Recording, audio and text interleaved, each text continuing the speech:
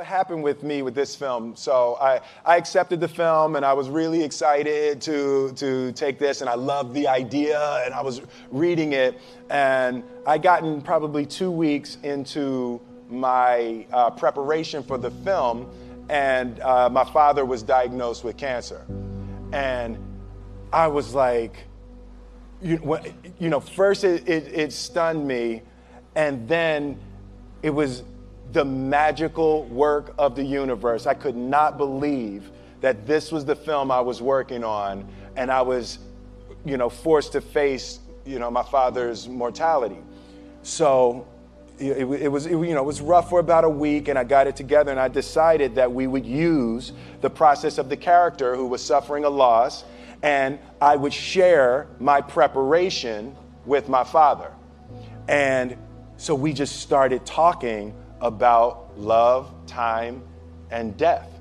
And it was some of the most open and powerful conversations that we'd ever had. And they gave him 6 weeks. And he lived for 4 months. So about 3 months into the 6 weeks, I go to see him one day, and he said, "Man, this shit is embarrassing." And I said, "What, Dad?" He said, "Man, you tell everybody you're going to be dead in 6 weeks. 3 months later, you still hanging around." Miss that, Dad. Yeah, I know, right? But it was so beautiful, and we got to a place that we were talking open and comedically and really, I think I was able to embody the ideas of the loss and also the redemptive quality of the pain. The loss is bound to joy. Like pain and suffering are bound to joy.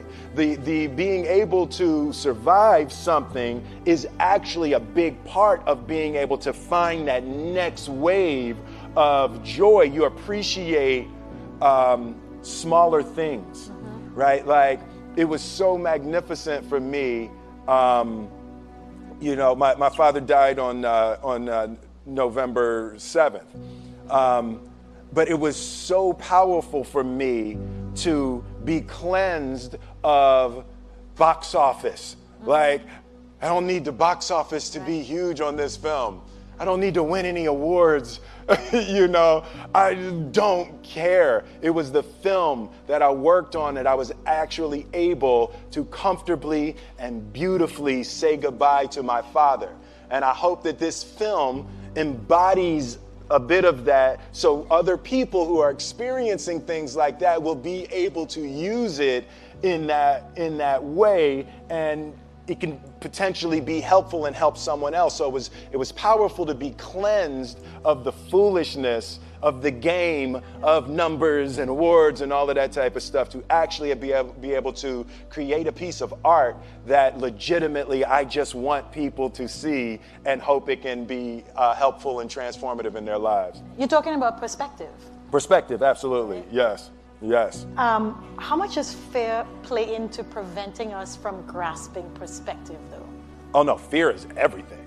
Yeah, like if there was one concept that I would suggest to people to take a daily confrontation with, is fear. The problem with fear is that it lies, right? So fear tells you, hey, if you say that to that girl, she's gonna know she has you, and she'll never really be attracted to you if she knows how much you attracted to her. Don't say that. No, how we get her is when she walks by, ignore her. Right, it's it's like pop it on your shoulder. Fear tells you dumb shit like that, right?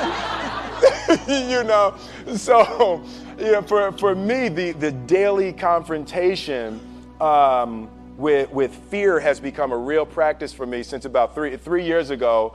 I went skydiving in Dubai, right? And skydiving is a really interesting confront with fear, right? So I gotta stand up. I'm sorry, I gotta stand up. All right. So all your friends, what happens, you go out, I dropped my thing. Yeah. So what happens is you go out the night before and you take a drink with your friends and somebody says, yeah, we should go skydiving tomorrow. And you go, yeah, we'll go skydiving tomorrow. Yeah, yeah. And you go, yeah. And everybody goes, yeah. Right? And you go home and you by yourself, you're like, Right? You're like, well, I mean, they was drunk too. Right? So maybe they not, maybe, I mean, we don't have to go. We don't have to do it. So then that night you're laying in your bed and you just keep, and you're terrified. You keep imagining over and over again jumping out of an airplane and you can't figure out why you would do that, right? And you're laying there and you have the worst night's sleep of your life, but you still have the hope that your friends were drunk, right? So you wake up the next day and you go, down and you say where you were going to meet and everybody's there. You're like, oh, shit. All right, cool. Right? So you get in the van and you don't know that your friends had the same night that you had because they're pretending like they didn't. They're like, yeah, man, my uncle's a Navy SEAL and, this is going to be great. I've been looking forward to this. And you're like, oh, my God. And your stomach is terrible. You can't eat and everything, but you don't want to be the only punk who doesn't jump out of this airplane. So you get there and then you have this safety brief. And you're standing there, and the guys will tell you, well, if the chute doesn't open, what's going to happen is you're doing, well, why the hell, what could happen? That the chute wouldn't open, right? So you do a thing, and what you do is your first jump, you're attached to a guy who is going, he's going to walk you out. So you go, and you get there, and there's an airplane, and nobody's stopping. Everybody's still going. So you get onto the airplane, and you're sitting there, and it's extra because you're sitting on some dude's lap, some stranger. He's sitting on his lap, and it's like, you trying to make small talk. Yeah, man. So you be jumping with people all the time, huh? Right? So, and then you just want to make sure, you got kids, right? You got people you need to see, right? You just want to make sure he's serious, right? So you get in there, so everything's normal. So you fly and you go up to 14,000 feet, and you notice there's a light. It's red, and it's yellow and green, right? So right now the light's red. So then you start thinking at some point the light's going to go green, but you don't know what's going to happen, right? And you wait and it goes yellow and the light goes green and somebody opens the door, and in that moment you realize you've never been in a freaking airplane with the door open. Right? Terror. Oh, sorry, I'm spitting. Oh, sorry. No, terror. Right? So you go, and then, if you were smart, you sat in the back so you don't go first, right? And then people start going out of the airplane. And you go, and the guy walks you up to the end of the thing, and you're standing, and your toes are on the edge, and you're looking out down to death. And they say, on 3. And they say, 1, 2, and he pushes you on 2 because people grab on 3, right? Right? And you go, and you fall out of the airplane, and in 1 second, you realize that it's the most blissful experience of your life. You're flying, right? It doesn't feel like falling, right? It's like you actually are kind of held a little bit by the wind, and then you start falling, and there's zero fear. You realize that the point of maximum danger is the point of minimum fear. It's bliss. It's bliss, and you're flying, right? And you're doing that, and then 20 seconds, 25 seconds, 40 seconds, and you have enough time to just kind of be like, oh, shit, that's that building. I saw like that one.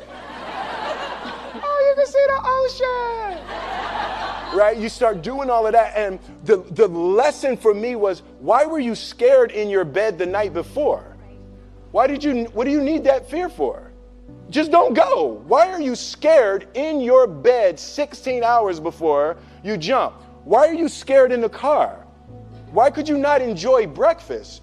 What did you need that? The fear is fear of what? you're nowhere even near the airplane. Everything up to the stepping out, there's actually no reason to be scared. It only just ruins your day. You don't have to jump. And then in that moment, all of a sudden, where you should be terrified is the most blissful experience of your life. And God placed the best things in life on the other side of terror.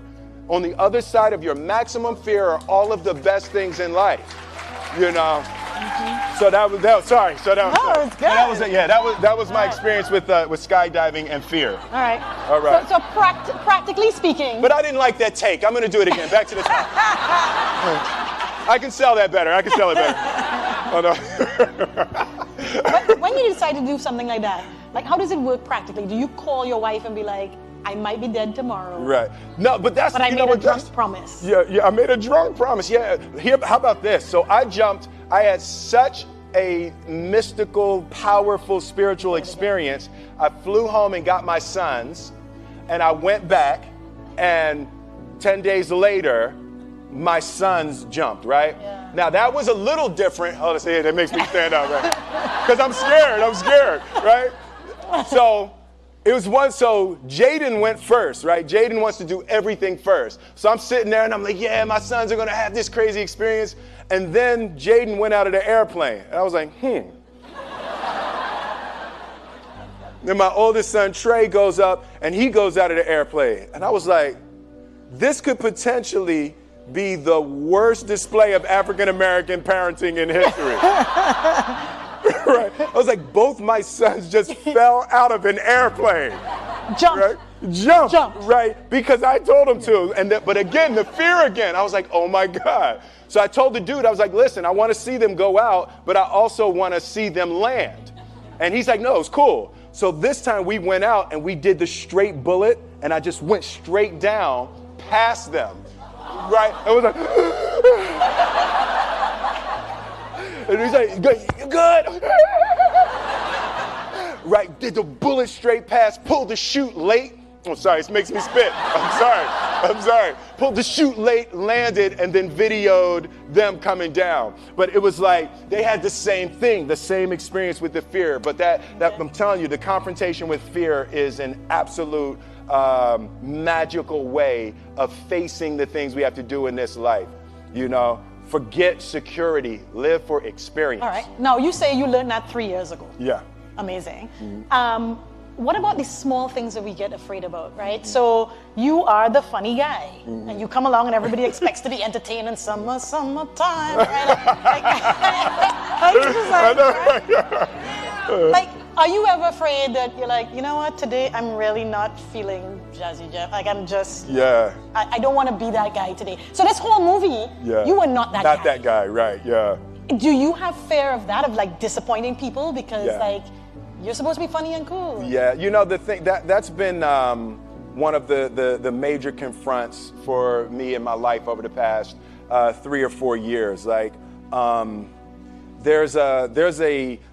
Will Smith is an idea. Right? So there's parts of that's me, but that character from The Fresh Prince of Bel-Air was who I was 26 years ago. I love it. You see? They love it, right? Exactly. You people are this man's crack. Okay?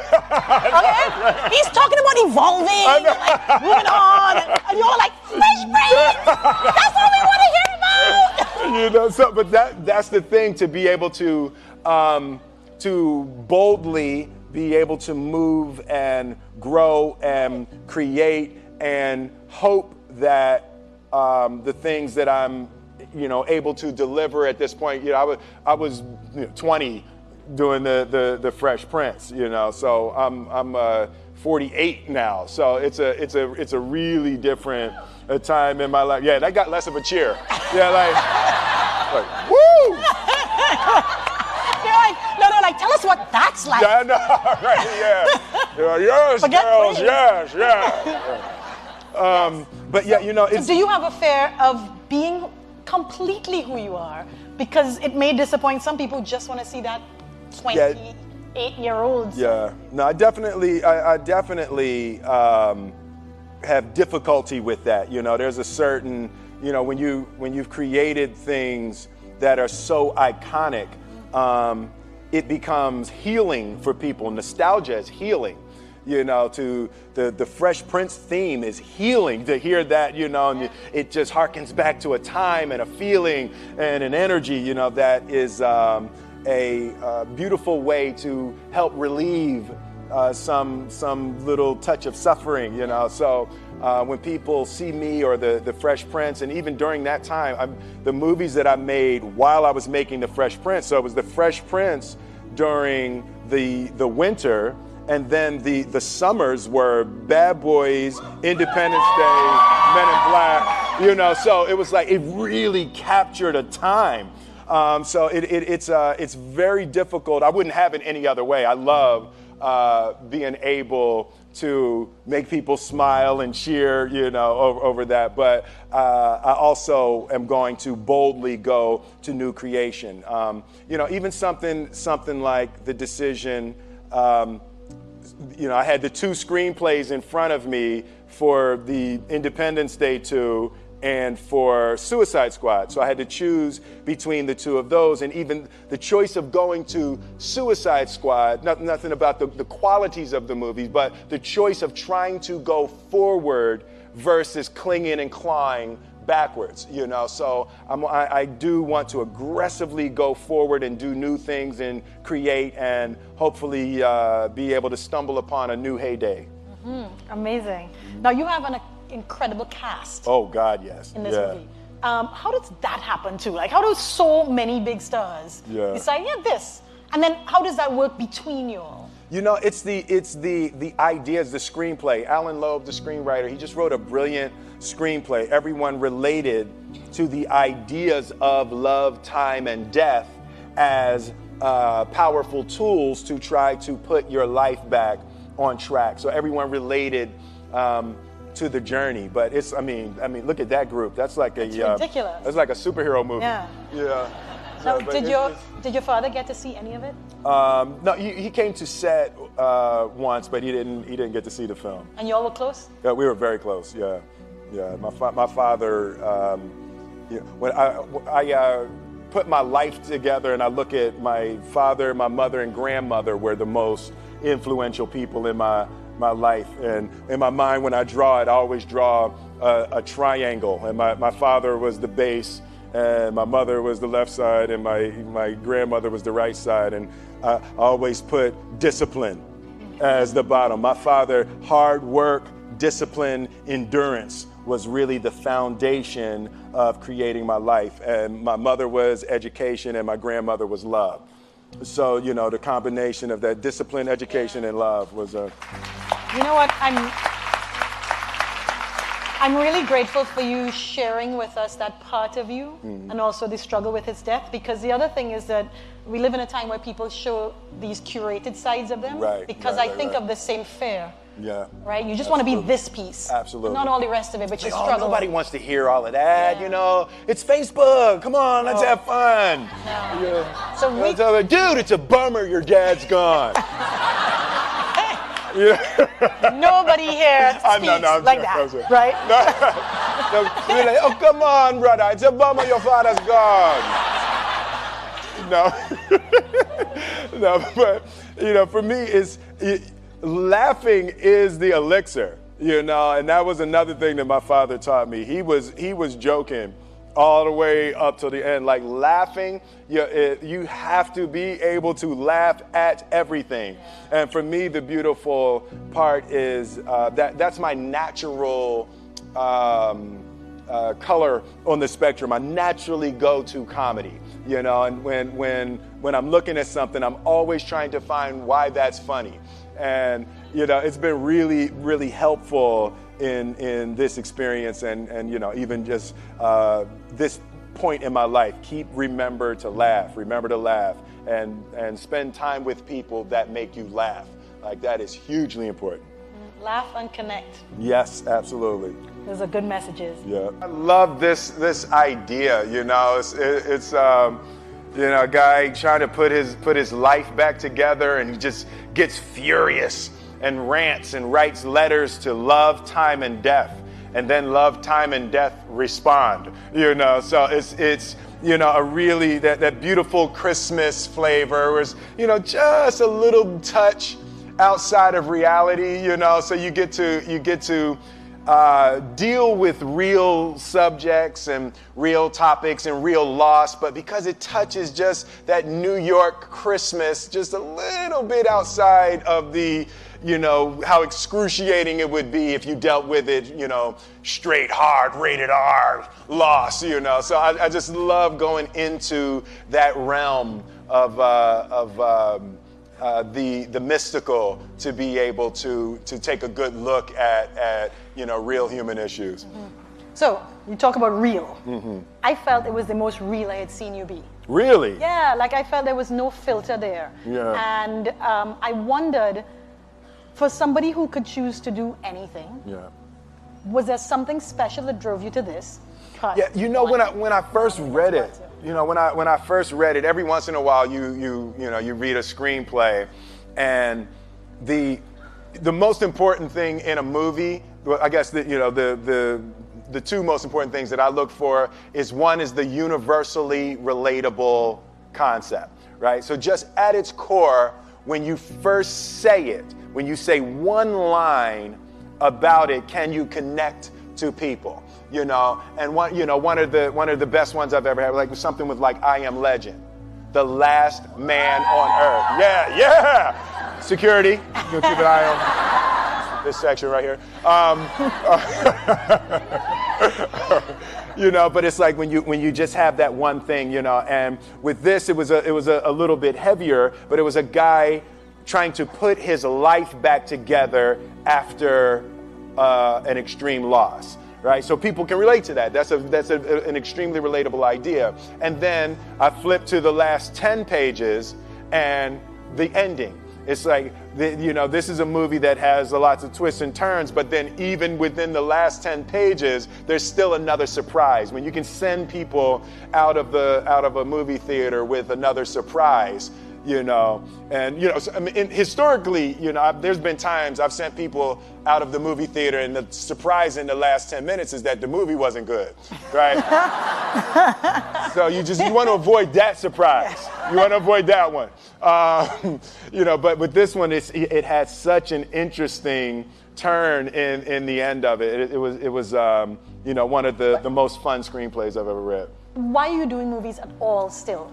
Like, you're rich. Yeah. You could, as we say, cock up your foot and rock back. Cock up my foot and rock back. Yeah. I love that. That's just fantastic. What is getting you out of bed to still go and do this thing? I enjoy connecting with people and ideas, and I have a mission statement. So every year for probably the past 10 years, I've worked out a mission statement for myself. And for the last few years, the mission statement has stayed the same, and it's been improve lives, right? So when I go into something, I'm looking for how the quality of this piece could potentially improve lives. But it's all along the way. It's when you make the movie and how you're interacting with people in the process. And the concept of improving lives runs through the center of everything I do. And then I realized that the way to improve lives is to continually improve yourself, right? So with that, every morning when I get out of the bed, I haven't fixed everything in the world yet, so there's always something to do. And in this film, I read an interesting quote for the Siddhartha Gautama, the Buddha. He said that good people have to get out of the bed every day and try to empty the ocean with a ladle, right? And I thought that was, I knew that was profound, and I paused for a second, and I said, all right, what the hell is a ladle, right? Right, so then, I touched it on my iPad, it's ladle. Oh, it's like a big spoon, okay. As we it's say, like a Philly. soup spoon, yeah, it's like a soup spoon. I was like, why do you use a soup spoon? So trying to empty the ocean with a soup spoon, as the mentality of how you wake up every day to try to do good in the world. So for me, I'm really driven by continually trying to elevate my mind and elevate my spirit and care for my body, and to be able to love as many people as effectively as possible with this mystery of life that I've been given.